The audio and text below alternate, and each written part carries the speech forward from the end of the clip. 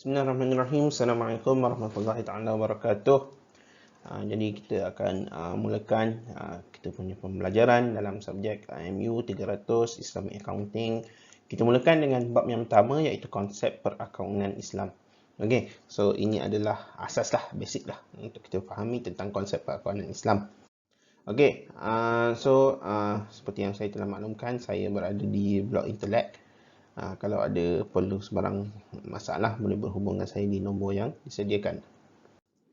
Okey, dalam topik hari ini kita akan tengok yang pertama tentang definisi, dan seterusnya kita akan tengok apa itu perakaunan Islam. Setelah itu kita akan tengok tentang falsafah Islam dan perakaunan, dan yang terakhir kita akan tengok tentang prinsip falsafah perakaunan Islam. Okey, bila mana kita bercakap tentang perakaunan atau accounting is actually a language for business atau bahasa perniagaan. Okay. Sebabnya apa? Sebab bila mana kita tengok financial report ataupun accounting report, it doesn't matter in what languages, kan? Tapi ialah kalau kita faham nombor itu ditulis dalam bentuk tulisan yang kita faham, insyaAllah kita faham lah, kan? Sebab it's numbers, kan? Dan that particular numbers can be understood, boleh difahami oleh orang yang membacanya, kan? Tidak kira lah orang itu membacanya daripada Amerika ataupun membacanya daripada kampung Guai di Raub, kan? Ataupun orang itu membaca daripada Sydney di Australia, kan? As long as asalkan perakaunan itu mengikut standard yang standard, kan? Piawaian yang standard, itu boleh difahami oleh sekurangnya oleh accountant lah, kan, yang membacanya. Okey. Jadi perakaunan itu mengukur aktiviti perniagaan dan proses yang penting. Dia ada proses, kan? Sebab tu accountant itu dibayar sebab dia ada proses dalam membuat laporan, kan? Dan membentuk dalam membuat keputusan. Okey.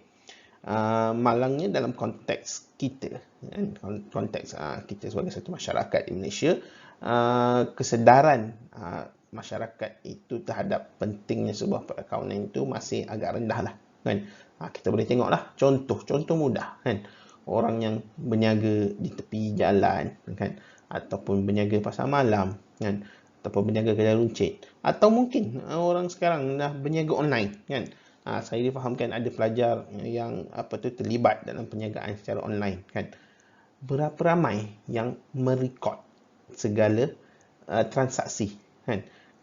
Kos beli barang, lepas tu kos yang terlibat dalam proses tu, sebagai contoh kos minyak, kos kereta ataupun kos masa, kan? Dan penjualan itu, kan, berapa pula kos shipping, kan? Dan penjualan itu lepas tu kita nak kira betul ke untung ni, kan?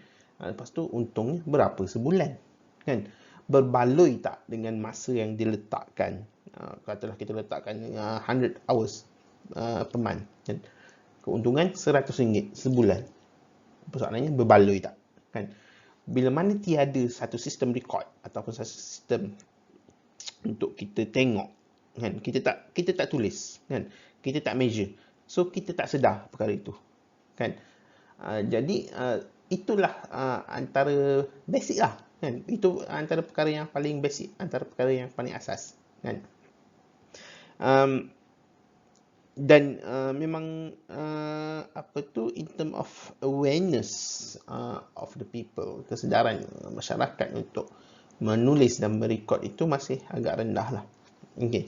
Dan nanti kita akan tengok kenapa perkara membuat akaun ini adalah sesuatu yang penting untuk kita sebagai seorang Muslim. Okay. Okay, so apa itu definisi perakaunan mengikut AAA American Accounting Association? Ia adalah proses mengenal pasti, mengukur, mengkomunikasikan atau menyampaikan maklumat berbentuk ekonomi, kan? Okay, so di berbentuk ekonomi, dia boleh membolehkan pertimbangan berpengetahuan dan keputusan dibuat oleh pengguna maklumat itu, kan? Maknanya orang yang membaca itu boleh membuat keputusan, can make decision based on that particular information. Okey. Menurut Muhammad Kamal Atiyah, ini adalah satu pengiraan hasil kerja yang halal menurut kaedah syarak dengan dilaksanakan berdasarkan perbandingan pendapatan dan kos. Okey. Menurut Kamus Dewan pula, panjang lah, banyak dia punya definisi dia. Okey. Merupakan rakaman berupa catatan atau keterangan ringkas mengenai urusan yang melibatkan pembayaran, itu penerimaan wang dan sebagainya, rakaman perbelanjaan, penerimaan dan sebagainya, wang pada wang dan debit dan kredit. So dia ada debit dan kredit. Okey, dia juga merupakan penyata ringkas mengenai hasil segala urusan syarikat perniagaan yang melibatkan pembayaran atau penerimaan wang. Okey. Jadi, kalau kita nak tengok tentang perakaunan Islam itu apa, kan? So, perakaunan Islam itu merupakan proses perakaunan yang dilaksana mengikut peraturan ataupun perundangan syariah bagi membolehkan objektif keadilan sosioekonomi itu dapat direalisasikan. Okey, apa maksud? Apa yang kita nak ceritakan tentang objektif keadilan sosioekonomi ini? Kan? Bahasa mudahnya, okey, kalau kita berniaga, kita nak untung. Okey. Kalau kita untung, kita perlu buat apa? Kan? So, dalam konteks syariah, kalau kita untung, ada certain above certain threshold, we need to pay our zakat. Kan? Dan dengan bayaran zakat itulah objektif keadilan sosioekonomi itu dapat direalisasikan. Kan? So, maknanya kalau kita berniaga, kita tak rekod, kita tak tahu kita untung rugi banyak mana, macam mana kita nak bayar zakat pada kadar yang sepatutnya? Kan? Kita bolehlah cakap, aku dah bayar lebih. Aku rasa bisnes aku bulan ni 100,000 kan. So aku untung dalam 10,000. Aku bayarlah zakat 3,000 kan. Aku dah bayar banyak ni. Tapi betul ke kita dah bayar lebih daripada sepatutnya? Kan? Betul ke? Kan? Disebabkan kita tak ada proper measurement record, proper record. We don't know. Kan? Kalau kita bayar lebih, alhamdulillah, selamat. Kan? Tapi kalau kita bayar kurang, bagaimana? Kan? Dia akan menyebabkan objektif keadilan sosioekonomi itu tidak dapat direalisasikan. Okey. Jadi terdapat pelbagai istilah perakaunan, kan? Sebagai contoh al-khatib ataupun amil ataupun mubashir, muhasib. Ini merujuk pada accountant ataupun current account. Kan? So al-khatib itu digunakan bagi merujuk seorang yang bertanggungjawab dengan penulisan dan merekodkan maklumat. Okey. Muhtasib ini pegawai yang dilantik untuk mengawal urus niaga di pasar. Kan? Itu dalam konteks dulu. Kan? Maknanya kalau pasar sekarang pun ada penguatkuasa lah. Kan? Tetapi dalam konteks yang lebih besar. Kan? Contohnya pasaran, capital market contohnya. Kan? Siapa muhtasib? Itu nanti kita boleh bincangkan lah dalam kelas nanti. Okey. Seterusnya hisab. Kan? So, hisab adalah fikiran dan tadbir. So, ihtisab itu membawa maksud hisab atau kiraan. Okay. Dan seterusnya muhasabah. Muhasabah maknanya kita tengok, tunjukkan fungsi dan sebagainya. Jadi, hisbah apa? Okay. So, itu nanti kita boleh bincangkan dalam kelas. Dalil perakaunan, boleh rujuklah Suratul Baqarah ayat 282. Kan? Panjang ayat dia. Tapi dalam ringkasnya, ya ayyuhallazina amanu idza tadayantum bidaynin ila ajalin musamma faktubuh. Kan? Maknanya bila kamu terlibat dalam urusan konteks ni urusan berhutang, kan? Maka tulis, kan? Kepentingan untuk menulis itu, kan? Dan wal yaktub bainakum katibun bil adl. Mana penulis itu perlu seorang yang adil, boleh dipercayai dan sebagainya, kan? Maknanya dalam Al-Quran sendiri menyuruh kita untuk menulis. Maknanya dalam konteks accounting itu ada cara dia lah, ada proses dia lah, kan? Okey. Ini terjemahan dia lah, kan? Dan ditekankan dalam ayat itu, janganlah seorang penulis enggan menulis sebagaimana Allah telah mengajarkannya, kan? Dan dalam konteks perakaunan, kita ada standards, kan? Accounting have their standards, kan? The standards ditentukan oleh badan piawai lah, kan? Jadi merupakan satu kewajipan kepada accountant bertauliah untuk mengikut standard-standard yang telah ditetapkan oleh badan piawai lah. Okey. Pengajaran daripada ayat ini, kita boleh perhatikan bahawa rakaman transaksi kewangan dan perniagaan yang tepat dan terus oleh akauntan yang bertanggungjawab itu adalah satu asas perakaunan Islam. Okey. Dan perlunya ada accountability yang betul dan memastikan pihak-pihak kontrak itu betul-betul menghormati kewajipan kewangan mereka. Okey. So, dalam konteks perakaunan Islam itu, kita perlu mengiktiraf hak dan kewajipan kewangan pihak yang berkontrak, kan? Dan itu perlu ditulis, kan? Itu kepentingan adalah adanya kontrak bertulis, kan?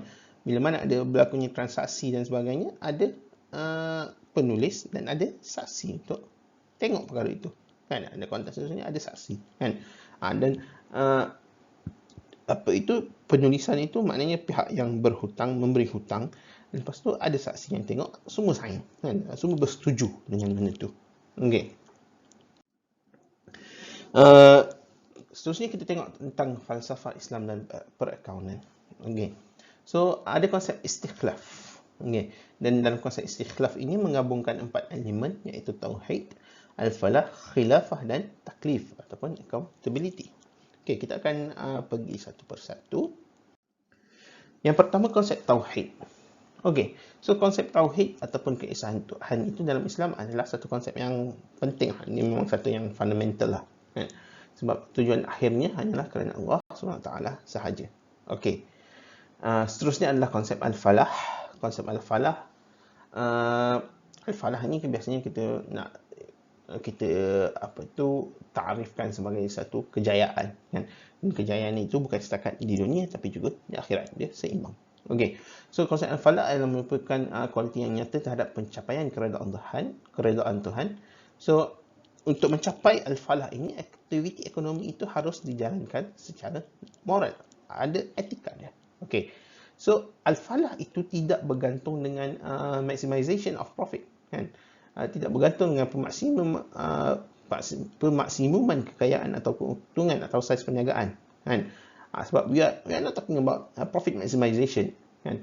We are talking maybe about profit optimization, kan? Keuntungan itu harus optimal dan dalam masa yang sama dioptimal dan tidak memberi mudarat kepada perkara lain, kan? Okey. Seterusnya konsep khilafah.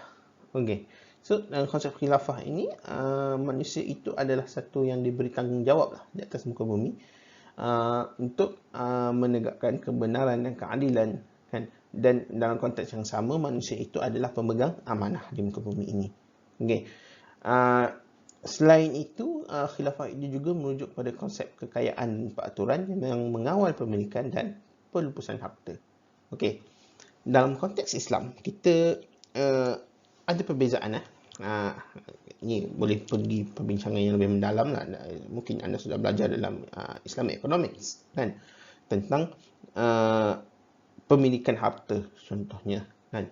Dalam socialism, konsep komunisme, harta itu adalah milik negara, kan? Dalam konteks full capitalism, harta itu adalah milik individu, kan? Tetapi dalam Islam kita ada keseimbangan di situ, kan? Islam mengiktiraf hak untuk manusia memiliki harta kekayaan dan harta benda, kan? Dan hak ini dilindungi selagi mana cara pemenuhan itu adalah sah. Tetapi dalam masa yang sama, hak itu tidak mutlak, kan? Kerana Tuhan itu adalah pemilik utama semua kekayaan, mana semua harta kita ini adalah milik Allah, kan? Dan dalam harta kita itu pun ada harta orang lain, kan? Sebab itu ada kepentingan untuk kita membayar zakat dan sebagainya. Okey. Dan hak untuk menggunakan dan memanfaatkan kekayaan seorang dan harta itu tidak boleh dilaksanakan dengan perbelanjaan kepentingan tertentu. Okey, seterusnya kita tengok tentang konsep taklif ataupun accountability. Okey, konsep taklif bermaksud bahawa setiap orang bertanggungjawab atas tindakannya pada hari penghakiman ataupun pada hari akhirat lah. Okey, so accountability dalam Islam juga bermakna orang mesti menerima semua tugas dan liability. kan. Maknanya kita berbicara tentang dia bukan setakat benefit, kan, tapi liability ataupun kesan daripada tugasan itu, kan. Okey, so fungsi perakaunan ini adalah untuk melaksanakan accountability perusahaan akibat daripada pemisahan pemilikan dan pengurusan. Okey, ini in particular if we are talking, kalau kita berbicara tentang syarikat milikan awam ataupun public listed company, kan, syarikat senarai awam, kan. Dia ada pemisahan yang jelas antara ownership and management, kan. The owner might not manage the company, kan. Dia ada pemisahan yang jelas lah. Maknanya contohnya dalam syarikat senarai awam, public listed company, owner ataupun pemilik syarikat itu boleh jadi ribuan ataupun jutaan orang, kan. Tetapi dia diuruskan oleh pengurus yang profesional. Ada CEO dia, ada CFO dia, ada CMO, CTO, whatever lah kat belakang tu, kan. Dan ada pegawai-pegawai dia lah, pekerja-pekerja syarikat itu. Semua itu adalah yang menguruskan syarikat, dibayar gaji untuk menguruskan syarikat, kan. Tapi mereka bukan pemilik. Okey.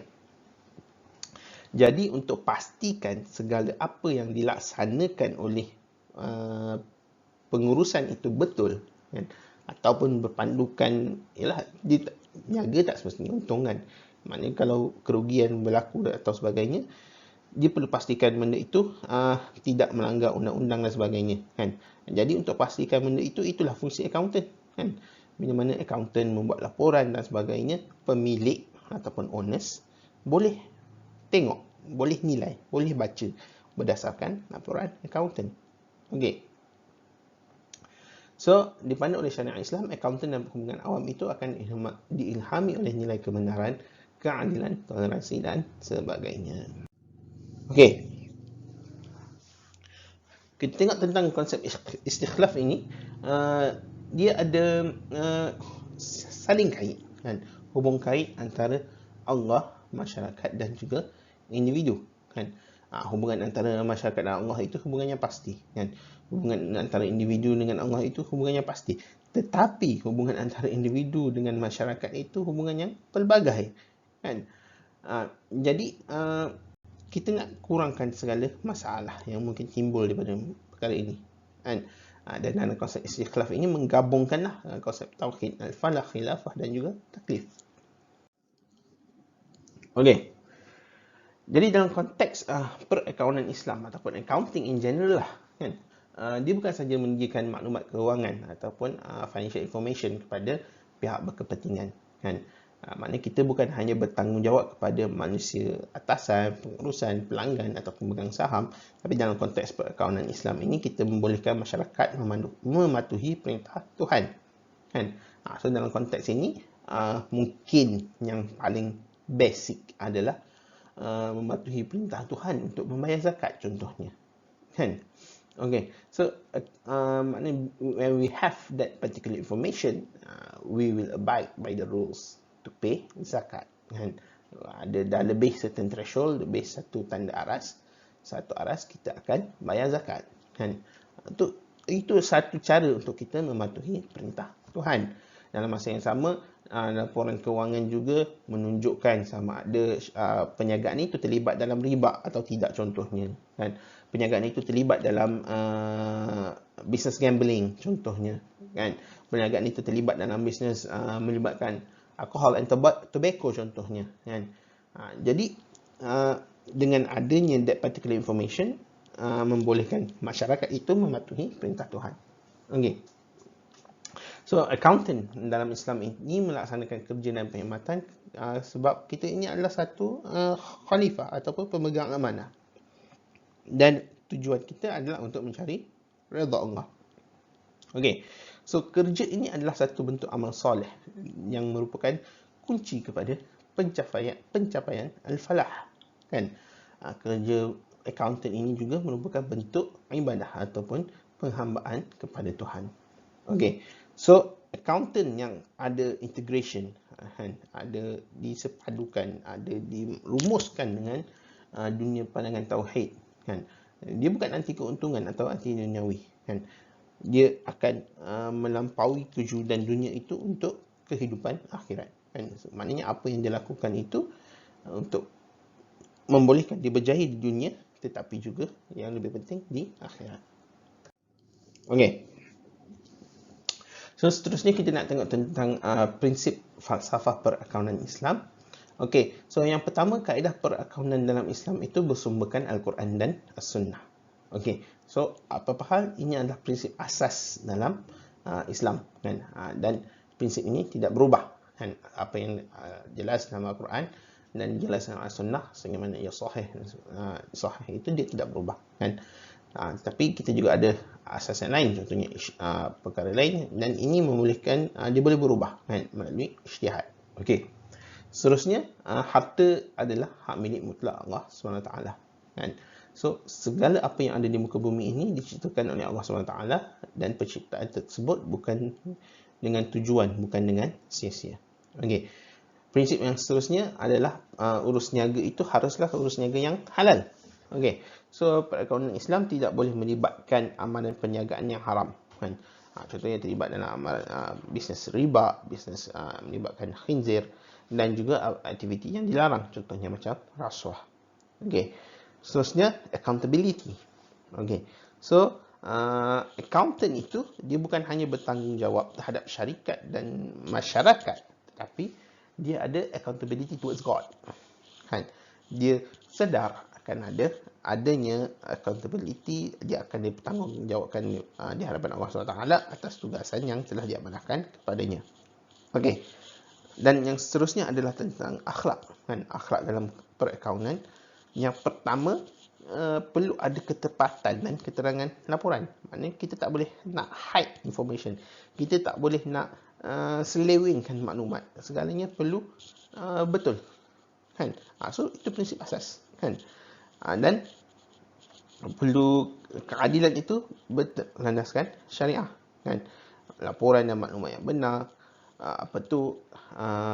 Untuk pekerja, gaji itu perlu dibayar dengan adil, bayar pada waktunya, tidak boleh menindas pekerja, kan. Lepas tu keuntungan dia bayar zakat dan sebagainya, kan. Dan perlu melaksanakan tanggungjawab sosial. Okey.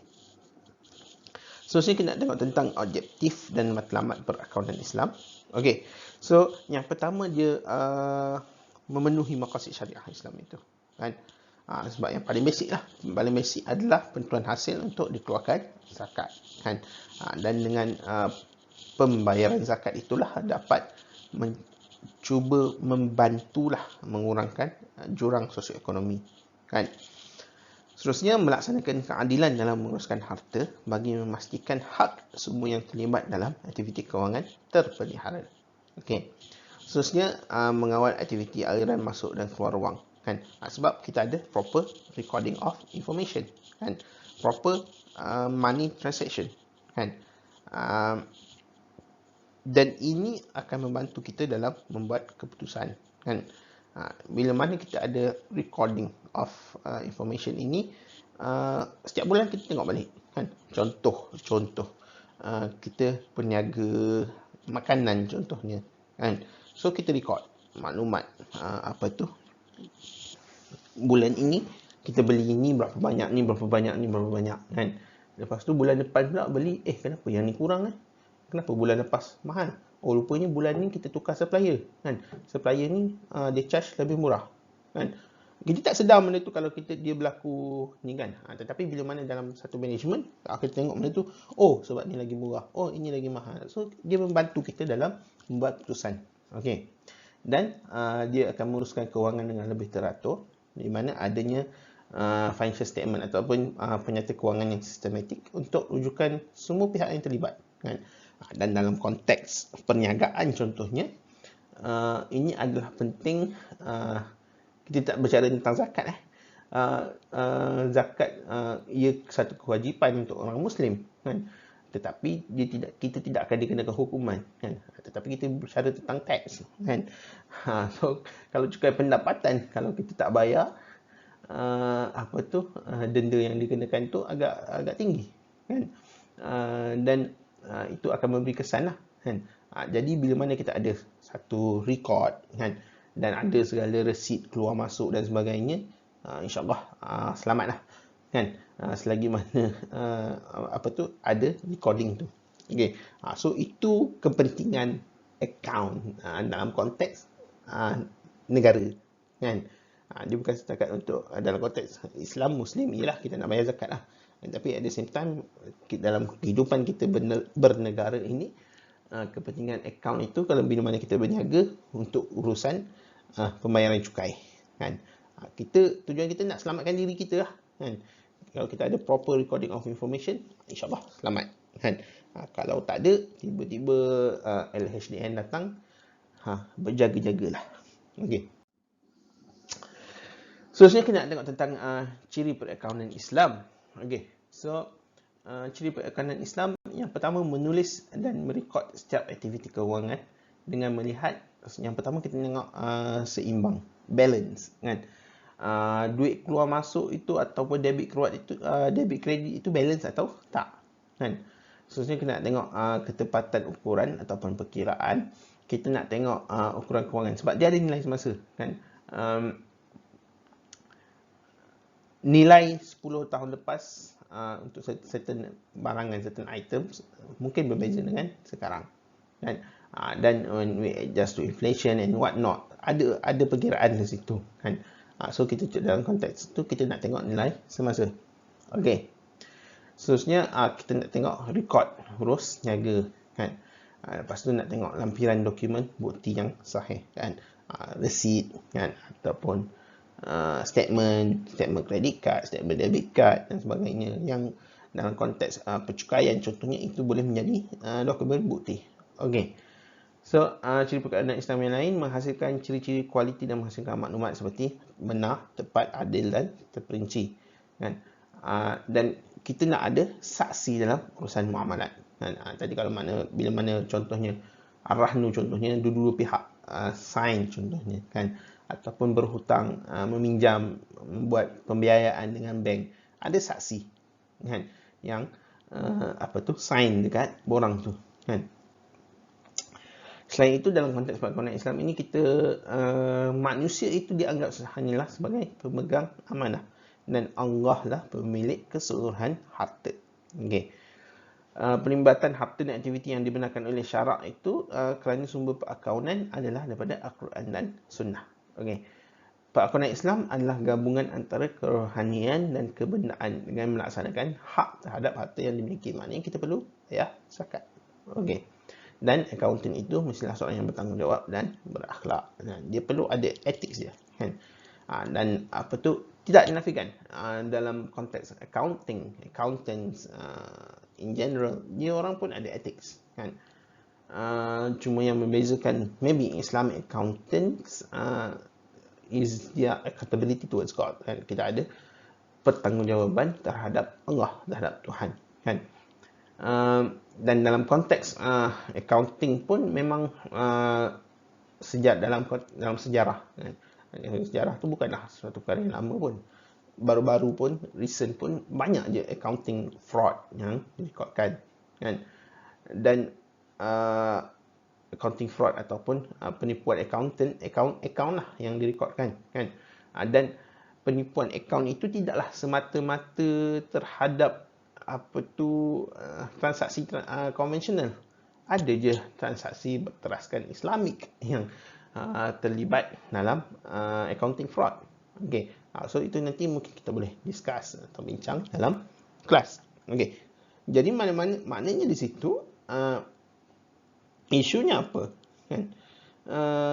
Ketiadaan etika ataupun ketiadaan accountability. Walaupun kita berbicara tentang produk itu syariah compliant, kan. Tetapi bila mana seorang individu itu tidak mempunyai etika yang sewajarnya, sama je, kan. Okey. So dalam Islam menulis dan mengingat itu sangat dititik beratkan, kan. So tulisan merupakan satu alat penting dalam menyampaikan maklumat serta memahami sesuatu, kan. Dan Allah menyuruh menulis urusan muamalat seperti contohnya akad, hutang piutang, janjian dan surat-surat. Contohnya dalam surah Al-Baqarah ayat 282 tadi kita dah bincangkan tentang catatan hutang kan. Dalam surah An-Nur ayat 33 mengenai surat perjanjian kan. Manakala hisab ialah ilmu yang menggunakan angka. Okey. So terdapat lebih kurang 48 kali perkataan hisab di dalam Al-Quran yang menunjukkan peranan hisab dalam kehidupan. Okey. So Islamic accounting ini dia merupakan satu syiar lah kan, dan merupakan satu alternatif ataupun satu penambahbaikan mungkin kepada sistem perakaunan yang sedia ada. Okey, ada certain perkara, certain standard dalam conventional accounting yang tidak dapat adopt, tidak kena dengan kontrak Islam, contohnya Islamic contract kan. So kehadiran Islamic accounting standards kehadiran Islamic accounting meletakkan satu standard yang membolehkan certain masalah itu diselesaikan. Okey, apa masalah itu? Nanti kita akan discuss lah, kita akan bincangkan. Okey, dan dalam Islamic accounting itu prinsip asasnya berteraskan Al-Quran dan Sunnah. Again, kita sudah discuss tentang harta adalah milik Allah dan perakaunan Islam itu menekankan aspek kemanusiaan. Okey. Dalam konteks perakaunan Islam dan peradaban, ada beberapa ayat Quran lah yang kita boleh refer kan. Sebagai contoh, akuntan Muslim itu harus meyakini bahawa Islam itu sebagai satu cara hidup. Boleh rujuk surah Al-Imran ayat 85. Akuntan harus memiliki akhlak yang baik, jujur, adil dan dapat dipercayai. Surah An-Nisa ayat 135. Akuntan bertanggungjawab melaporkan semua transaksi muamalat dengan benar, jujur serta teliti sesuai dengan syariat Islam. Surah Al-Baqarah ayat 78. Surah Baqarah 282 tadi kita dah bincangkan tentang penulisan hutang, tetapi dalam ayat yang sama terdapat berbicara tentang penilaian kekayaan menggunakan harga pasar, kebenaran penilaiannya disaksikan, maknanya kepentingan saksi. Okey. So, ukuran piawai ataupun standard perakaunan yang terima umum boleh dilaksanakan selagi tidak bertentangan dengan syariah.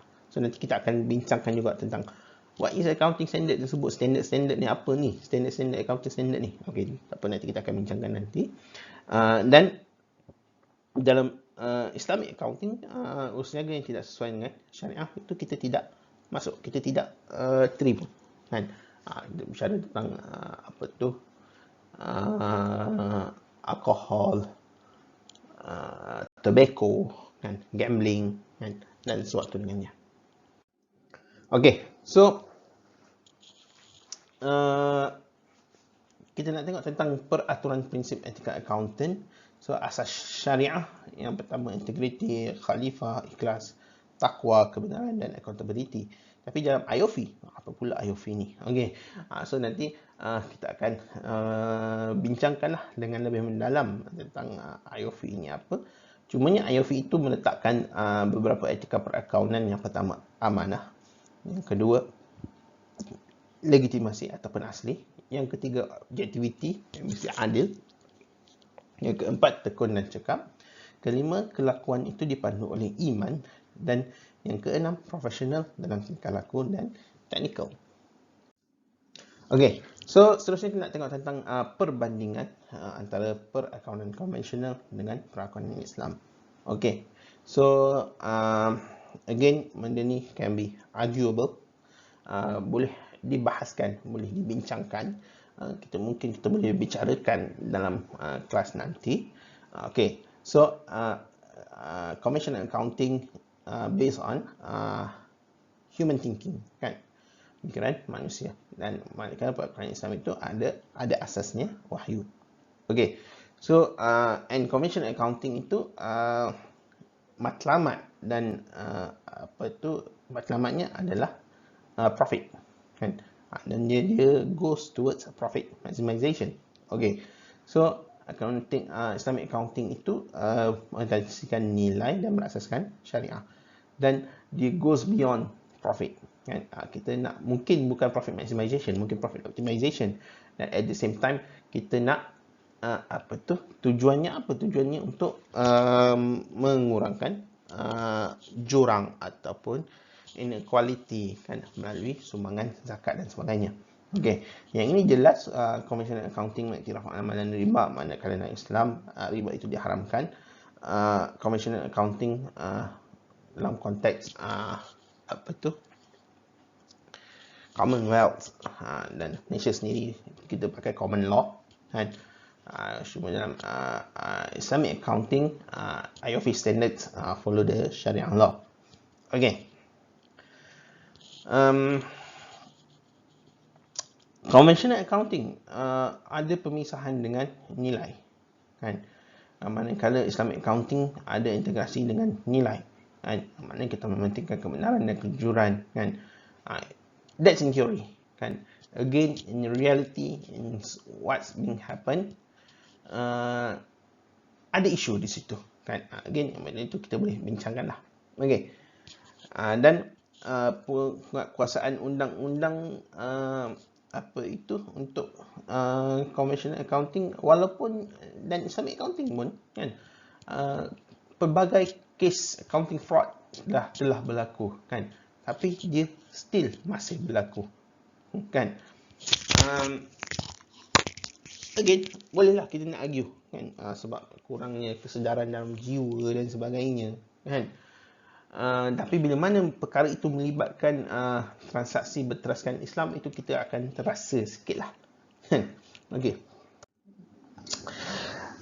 Kesimpulan. Okay. So, kesimpulannya perakaunan Islam itu adalah sebahagian daripada ajaran Islam itu sendiri. Okay. So, kegiatannya tak boleh terpisah dengan ajaran Islam, dan tauhid itu adalah pengawal kepada segala kegiatan perakaunan. Okay. Dan ini beberapa rujukan lah yang anda semua boleh rujuk nanti. Okay. So, ini mungkin beberapa perkara yang boleh anda tengok untuk kita bincangkan dalam kelas S2. Dan ada beberapa perkara lain yang saya bangkitkan tadi yang mungkin anda mahu tanya dalam kelas S2. So, kita boleh bincangkan nanti. So, setakat itu saja untuk perbincangan topik ini. InsyaAllah kita akan sambung dalam topik seterusnya. Assalamualaikum warahmatullahi taala wabarakatuh.